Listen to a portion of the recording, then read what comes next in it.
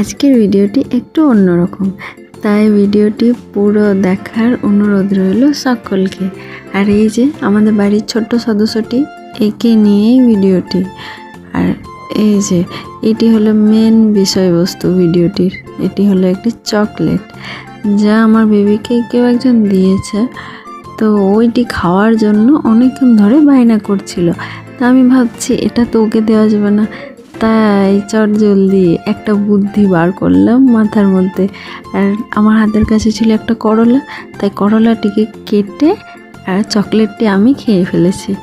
সেই জায়গায় ওইটিকে শিফট করে এবার আমি প্যাকেটের মধ্যে ঢুকিয়ে দিয়েছি, নাহলে বলবে এটা তো কিছু গড়বড় আছে, তাই প্যাকেটটি দিতে হলো।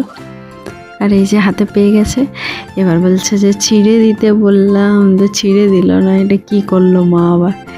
আমি আবার বললাম যে না দেখ ছিঁড়ে দিয়েছি, দেখ দেখ। তখন ওটি আবার শান্ত হলো, দিয়ে আবার ভালো করে আমাকে ছিঁড়ে দিতে হলো বড় করে।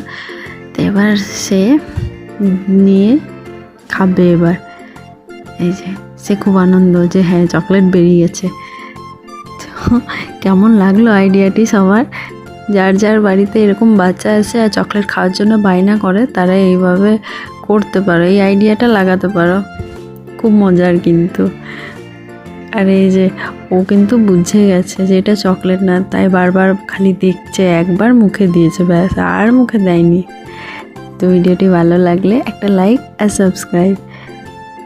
দেখা হবে নেক্সট মিনি ব্লগে।